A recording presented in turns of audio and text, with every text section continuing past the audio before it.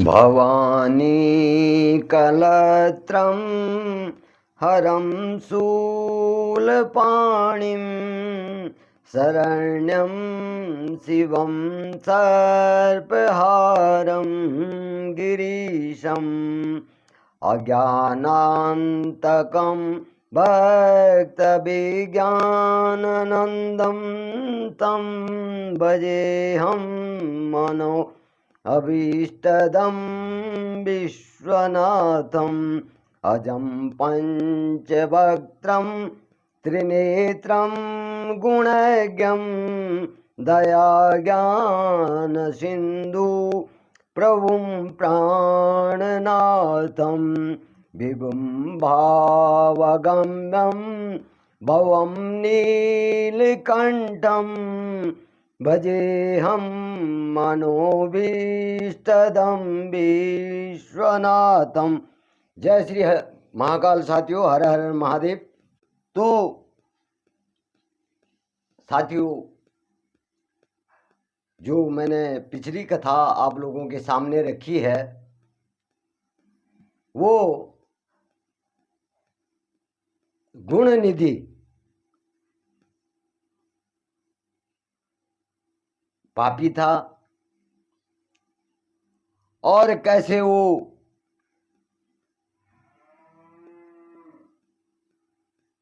भगवान शिव की अनजाने में पूजा करता है और कैसे वो भगवान शिव के धाम में प्रवेश करता है। तो इसकी कथा मैंने आप लोगों के सामने रखी थी, लेकिन उसके बाद गुण निधि क्या होता है? अरिदम्ब, राजा अरिदम्ब के घर में पुत्र रूप में जन्म लेता है और उसका नाम क्या रखा जाता है? दम्भ। तो आज जो है राजा दम्भ की जो गुण निधि है उसके कुबेर पद भगवान महाकाल शिव उसको क्या दे देते हैं? कुबेर पद। तो उसकी कथा मैं आपके सामने रख रहा हूं। तो जब अरिदम्ब राजा जो है राजभोग करते हुए जो है मृत्यु को प्राप्त हो जाते हैं, तो अरिदम्ब के पुत्र दम्भ राजगद्दी पे विराजमान होते हैं और दम्भ राजा जो है अपने पिता की सिंहासन को, अपने पिता के राजपाट को संभालते हैं। तो जब दम्भ राजा बन जाते हैं तो वो क्या करने लगते हैं? भगवान महाकाल शिव का प्रचार करने लगते हैं। अपने राज्य में जो है भगवान महाकाल शिव का प्रचार प्रसार करने लगते हैं और अपनी प्रजा को आज्ञा देते हैं कि मेरे राज्य में जितने भी भगवान महाकाल शिव के मंदिर हैं उनमें हमेशा जो है पूजा पाठ होनी चाहिए, दीप प्रज्वलित होने चाहिए और स्वयं भी जो है दीपदान करने लगे। और उन्होंने अपने राज्य में अपने जो सेनाध्यक्ष हो गए या जो उनके जो मंत्री हैं उनको ऐसी आज्ञा दे दी कि एक दिन भी जो है किसी मंदिर में, कोई भी मंदिर जो है बिना दीप के नहीं रहना चाहिए। हमेशा जो है शिव मंदिर में जो है दीपदान होना चाहिए। और सभी प्रजा के लिए भी दीपदान जो है भगवान महाकाल शिव के मंदिर में दीपदान अनिवार्य कर दिया। जैसे आजकल जो हैं बेफालतू के चल रहे हैं आदेश, जिनका कोई कहीं पे पालन ही नहीं है। तो ऐसा नहीं था उस टाइम पे। आजकल तो ये फोकट की राजनीति है, इसमें जाने की आवश्यकता नहीं है। लेकिन उस समय पे जो राजा कह देते थे उसको प्रजा मानती थी, और सभी ने जो है राजा की आज्ञा से जो है दीपदान के शिवालयों में जो है दीपदान करने शुरू कर दिए। और राजा दम्म जो थे वो क्या हो गए, बड़े धर्मात्मा हो गए, शिव उपासक हो गए। अब दीक्षित के पुत्र जो गुणनिधि थे,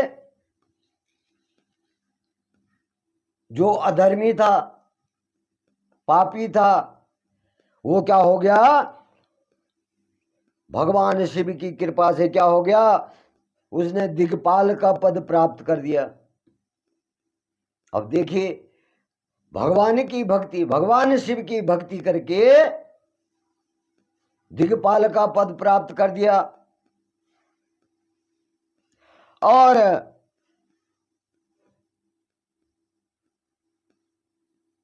भगवान शिव के साथ जो है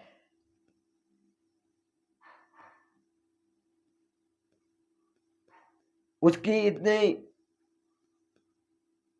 घनिष्ठ आत्मता बढ़ गई कि वो भगवान शिव में ही खो गया। अब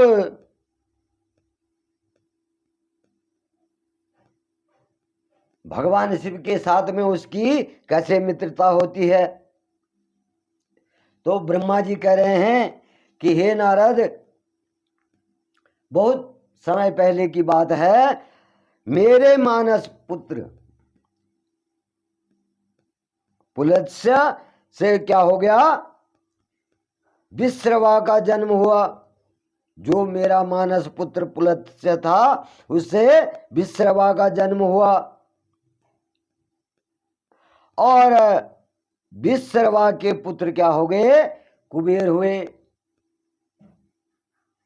उन्होंने क्या करा, पूर्व काल में जो है कठोर तप किया था।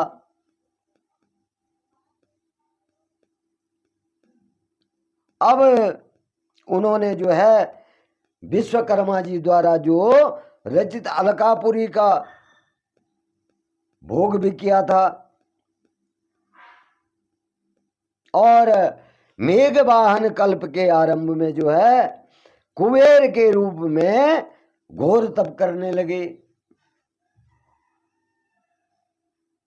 कौन, विश्रवा। विश्रवा घोर तप करने लग गए।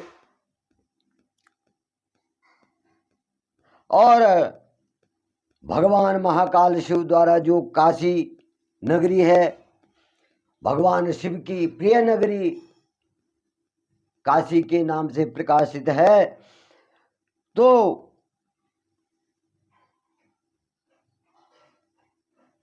उन्होंने उस काशी नगरी में क्या किया, रत्नमय दीपों से 11 रुद्रों की उद्बोधित, 11 रुद्रों को वहां उद्बोधित कर दिया। और तन मन धन से जो है भगवान महाकाल शिव का ध्यान करने लग गए। उनके ध्यान में क्या हो गए, मग्न हो गए। और निश्चल भाव से जो है भगवान महाकाल शिव की तपस्या करने लगे। उन्होंने वहां पर क्या किया, शिवलिंग की प्रतिष्ठा भी की। शिवलिंग को भी जो है स्थापित किया और उत्तम पुष्पों द्वारा भगवान शिव की पूजा अर्चना की। अब क्या है कि कुबेर जो है पूरे मन से तप करने लग गए भगवान महाकाल शिव का, और उनके पूरे शरीर में केवल हड्डियों का ही ढांचा बच गया। जब वो तपस्या करने लग गए, जब वो समाधि में बैठ गए, शिव में लीन हो गए, शिव मुझ में मैं शिव में, तो वो शिव में जो है भगवान महाकाल शिव में क्या हो गए, लीन हो गए, और उनका क्या हो गया, खाली हड्डियों का ढांचा बच गया। वो तपस्या में इतने लीन हो गए कि खाली हड्डियों का ढांचा उनका बच गया। और जब हड्डियों का ढांचा बच गया तो भगवान महाकाल शिव ने जो है अपनी दिव्य दृष्टि से, दिव्य शक्ति से जो है उमा के भव्य रूप के समान कुबेर के पास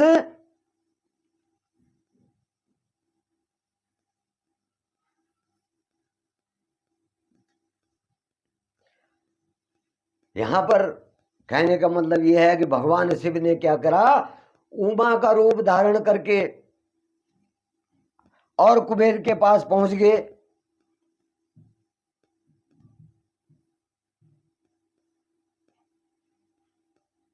और जो अलकापति अलकापुरी के जो नरेश हैं, अलकापति मतलब अलकापुरी के नरेश कुबेर, अपने मन को एकाग्र करके भगवान महादेव शिव के लिंग के सामने तपस्या में जब लीन थे, तो भगवान महाकाल शिव वहां चले जाते हैं और कहते हैं कि हे अलकापति, मैं तुम्हारी भक्ति और तपस्या से प्रसन्न हूं, तुम मुझसे अपनी इच्छा के अनुसार वर मांग सकते हो। अब जैसे ही कुबेर की आंखें खुली तो कुबेर ने सामने किसको देखा, भगवान नीलकंठ महादेव को देखा।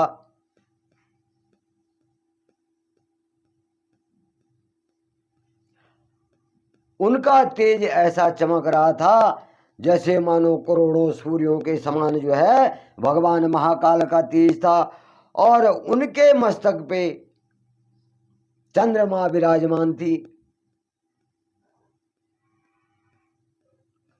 उनके ऐसे तेज को देख करके कुबेर की आंखें क्या हो गई, चौंधी आ गई। उनकी चमक से जो है कुबेर की आंखें जो है बंद हो गई।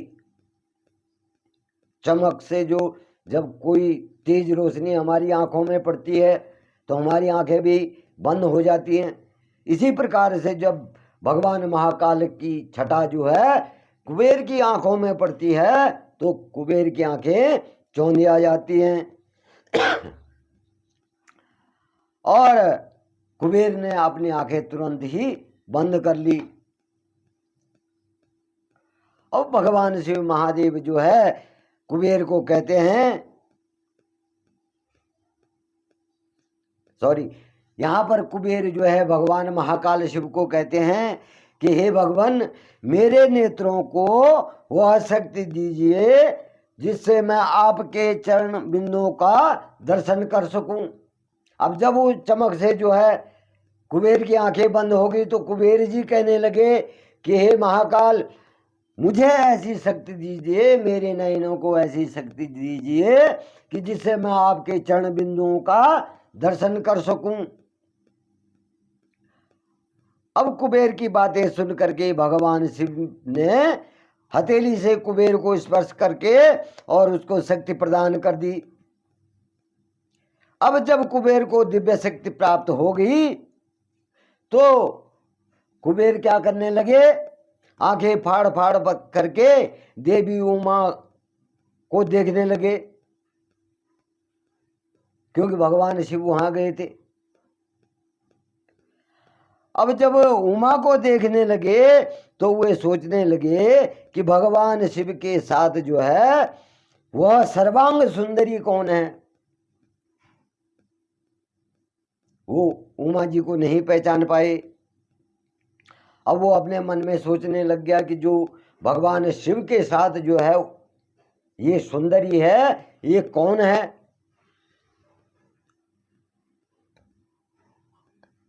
और इसने ऐसा कौन सा तप किया है जो भगवान शिव की कृपा से उनके समीप है। इस स्त्री ने ऐसा कौन सा तप किया है जो भगवान शंकर के साथ में जो है ये चल रही हैं, इनके साथ खड़ी हैं। इसे इतना रूप और सौभाग्य कैसे प्राप्त हुआ है।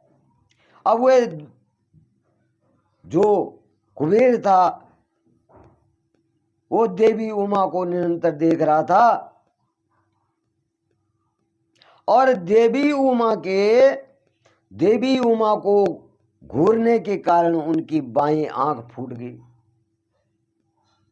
कुबेर की क्या होगी, जब उसने देवी उमा को घूरा, देखा, उन पे नजर डाली, तो उनकी क्या होगी, बाईं आंख क्या होगी, फूट गई।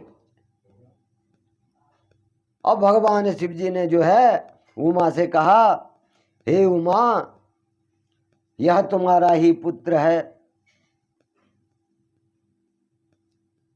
यह तुम्हें जो है क्रूर दृष्टि से नहीं देख रहा, मतलब बुरी नजर से नहीं देख रहा है।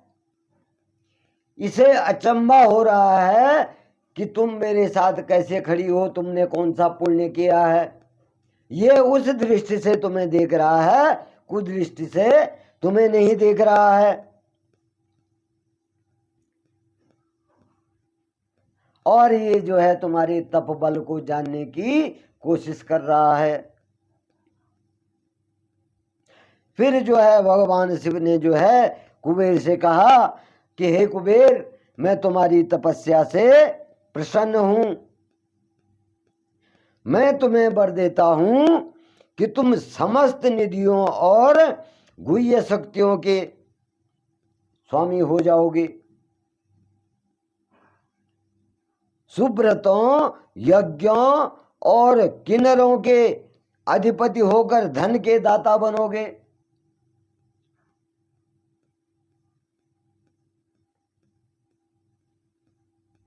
कुबेर जी को जो है सब कुछ दान कर दिया कि तुम ही बनोगे स्वामी, धन के स्वामी भी तुम ही बनोगे, और सुब्रतों, यक्षों और किन्नरों के अधिपति भी तुम ही होंगे।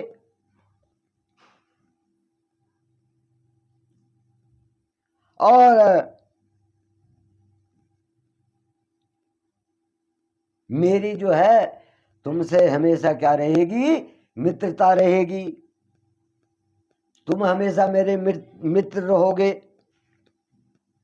और मैं जो हूं हमेशा तुम्हारी जो है अलकापुरी में जहां तुम निवास करते हो उसके पास ही मैं निवास करूंगा। अलकापुरी के पास ही जो है मैं निवास करूंगा। मैं अपना स्थान जो है वहीं पे बनाऊंगा। अब कुबेर जी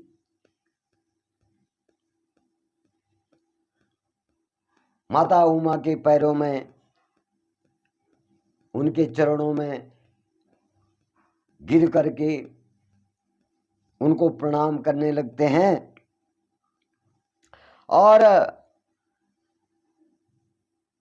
भगवान महाकाल शिव कहते हैं कि हे कुबेर, ये तुम्हारी ही माता हैं और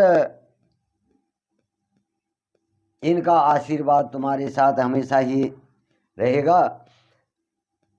अब ब्रह्मा जी कह रहे हैं कि नारद, इस प्रकार से भगवान शिव ने जब देवी उमा से कहा, हे देवी, यह आपके पुत्र के समान है और इस पर अपनी कृपा दृष्टि बनाए रखना।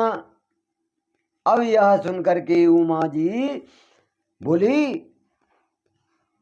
कि हे वत्स, तुम्हारी भगवान शिव से सदैव निर्मल भक्ति बनी रहेगी और जो तुम्हारी बाईं आंख फूट गई है तो तुम क्या होगे,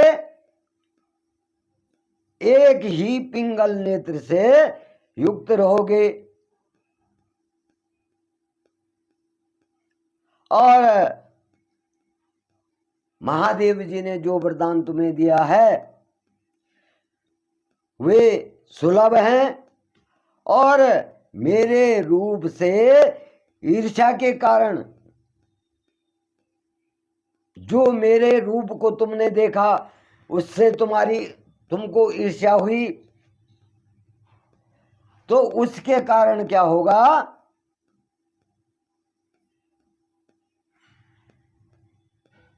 कुबेर नाम से तुम प्रसिद्ध होंगे। तो यहां जो है विश्रवा को जो है कुबेर पद दे दिया और